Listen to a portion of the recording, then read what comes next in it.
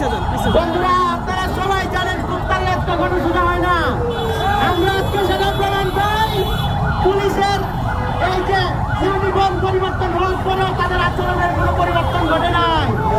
আমরা আপনাদেরকে স্পষ্ট ভাষায় বলে দিতে চাই, তাদের ইউনিফর্মের পরিবর্তনের পাশাপাশি তাদের আচরণের পরিবর্তন আনতে হবে।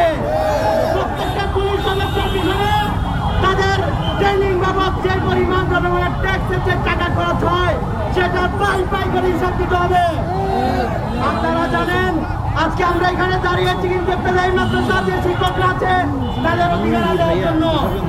সবচেয়ে অবহেলিতদের মাদ্রাসার পেলাই শিক্ষক, সেই শিক্ষাকে যদি জাতীয়করণ করা না হয়, শুধু শাহবাগ না, আবারও কিন্তু আমরা সেই 5 বছরের দিকে আগাবো।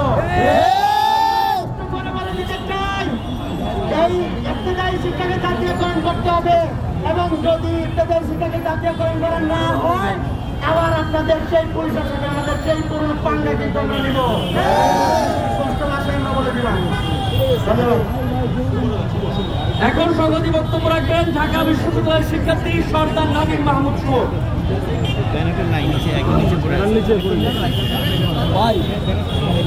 সংগ্রামী বন্ধুগণ, আপনারা দেখেছেন যে হাসিনার রেখে যাওয়া পেটোয়া বাহিনী এখনো কোনো স্বভাব পরিবর্তন হয় না। আমরা 2 দিন পূর্বেও দেখেছি হাইকোর্টে তারা ঢাকা বিশ্ববিদ্যালয়ের শিক্ষার্থীদের উপর হামলা চালিয়েছে, আর এখন তারা আমার বিদ্যুৎ শিক্ষকের উপর হামলা চালায়। এই পুলিশ বাহিনীকে বলে দিতে চাই, এটা আমি আমল নয়। আপনি আজ আমার বিদ্যুৎ শিক্ষকের উপর হামলা চালিয়ে পার পাবেন।